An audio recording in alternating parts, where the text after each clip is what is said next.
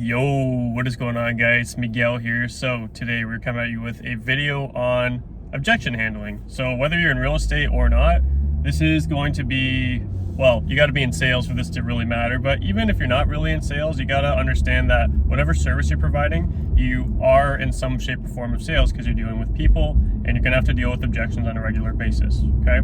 So if you guys never been here before, of course, my name is Miguel. I'm a licensed realtor out in London, Ontario, Canada. And yeah, I have a small team with me, and I've been doing this ever since the market shifted here in Canada, which was when our interest rates first got announced, which was late March. So I got my license beginning of April, so perfect timing. But you know what? I built a very substantial business since then. I've closed over 100 homes, yeah, and where my sales volume is, that's a very good number, right? So.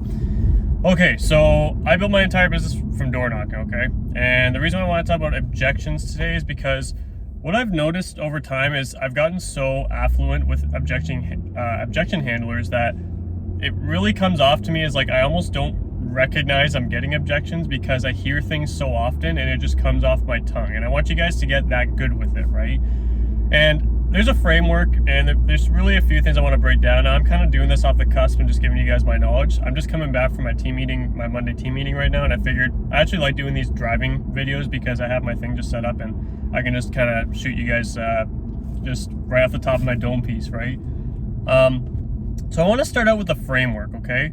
Actually, not even the framework. Like, I want to start out with the mindset around handling objections, okay?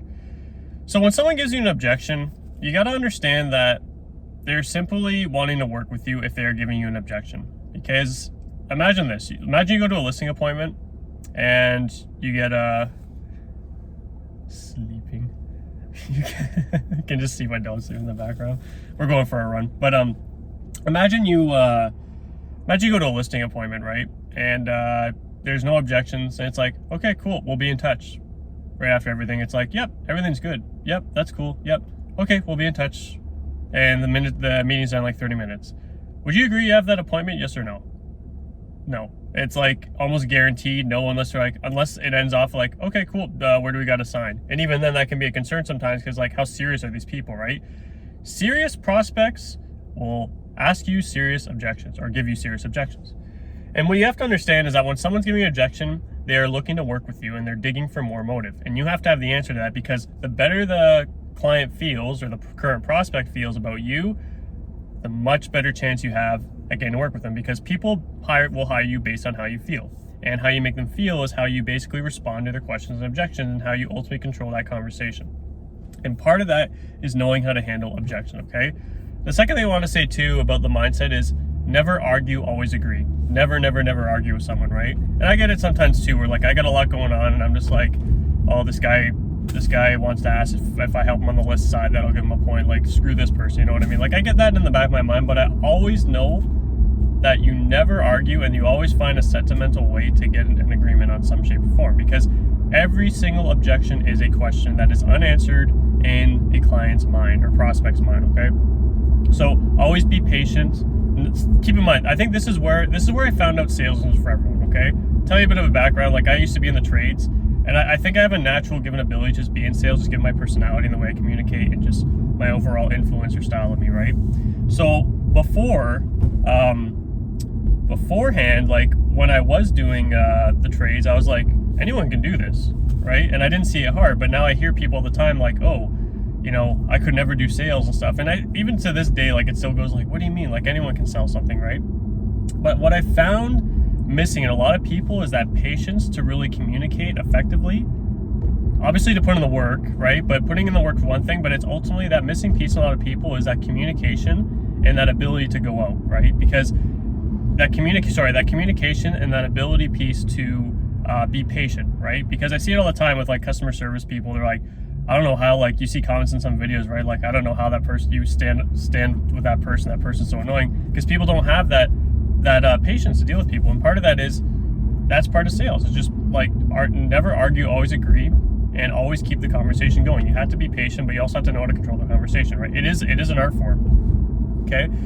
You never want to never let ego get in your way too, okay? I think that's the last thing I want to touch on in mindset is just do not let your ego get away. I don't care if you're selling 150 homes a year and your sales volume's 110 million as a solo producer, which if you're doing that, I mean, good on you. That's like top end. But regardless of where you stand, ego never gets in the way. Okay, don't use ego as the fuel. Use your experience as a fuel and turn that into how you're handling objections. Because the one beauty about objection handling, guys, is that it starts to evolve over time as you get more experience, right?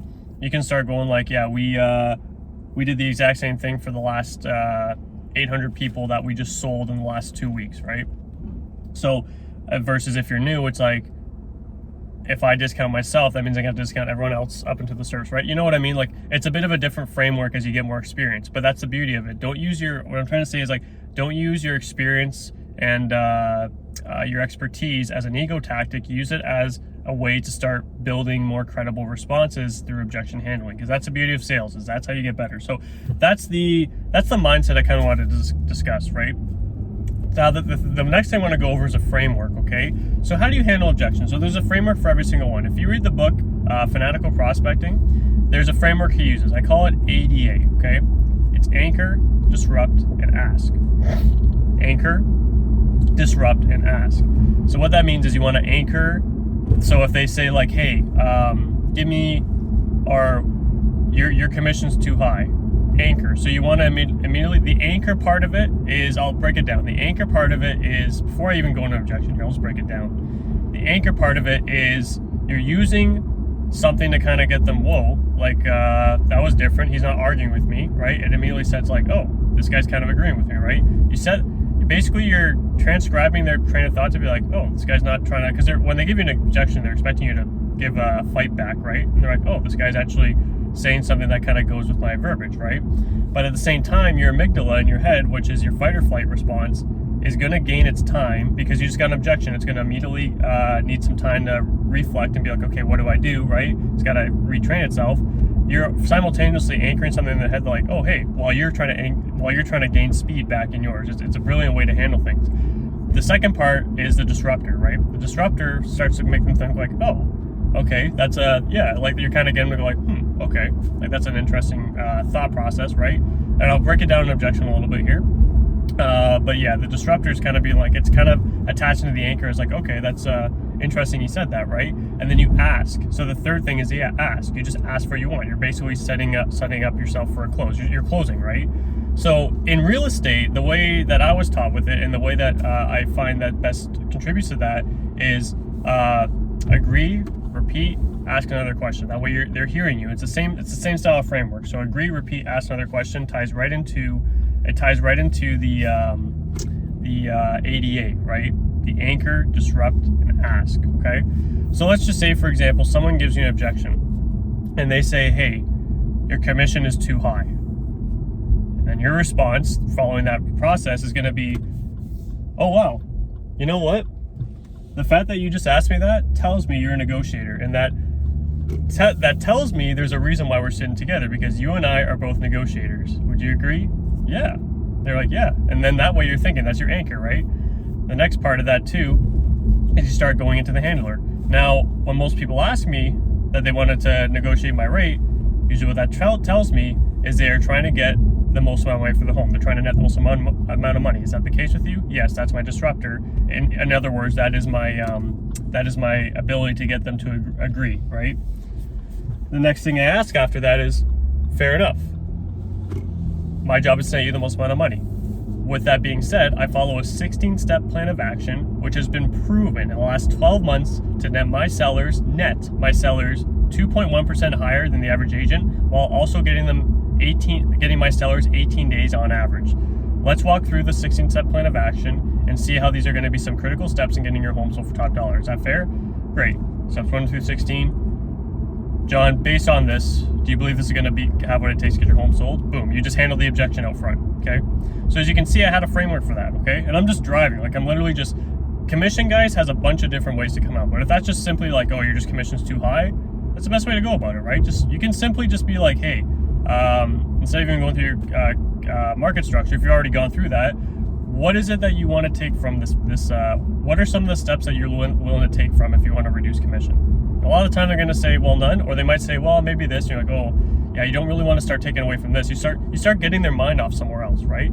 So again, the pattern with that is the ADA, the ADA, sorry, you can see I'm Canadian, the disruption pattern, right? So the anchor, disrupt, ask. In real estate, the best way to memorize that, guys, is because we're obviously in real estate, it's not a very transactional. It's more so like, I want to work with you based on how I feel. It's agree, repeat, ask another question, right? Get some talking, get the client talking. So that's the framework for handling objection in real estate. The last thing I want to talk about, because I'm almost at my spot where I got to go for a run, is you got to be prepared. This is going to come with experience, okay? But this is where practice makes perfect. You have to be prepared to answer an objection in 3 different ways, okay? So when an objection comes out, sorry, I'm just in a busier spot for traffic here. So when someone gives you an objection and you handle it, you got to be prepared to answer the next one, right? So what we're doing on my scripting calls, I run a negotiation class Monday through Friday. What we're doing on our scripting calls right now is we are doing 3 handlers. Today we did it for commission, right? So we jotted down what the possibilities are. Like number 1 was your commission just simply too high. Number 2 is an agent can do it for less. And number 3 is we kind of went back. There's other ways it can go around, but then it kind of went back to just being like, I still think your commission's a bit high. We had answers for all 3 of those, right?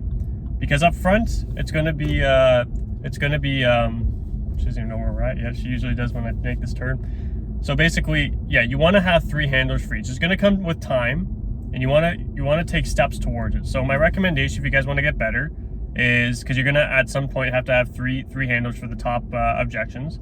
But if you guys want to get better over time, you want to write, chant, and role play your scripts once a day for 5 days. Once a day for the entire week, for 5 days in that week, anyways.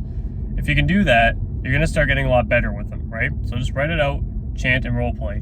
The way I learn a lot of things, I'm a very audible learner. So I learn from a lot of people's upswings and downswings. And what I would do is I would write it out, but then I would just keep chanting it, and then like having some upswings and some downswings, which helped me understand some of the tuning aspects of the script. So if that's you, that works as well. That works perfectly for me. It can work perfectly for you as well, right?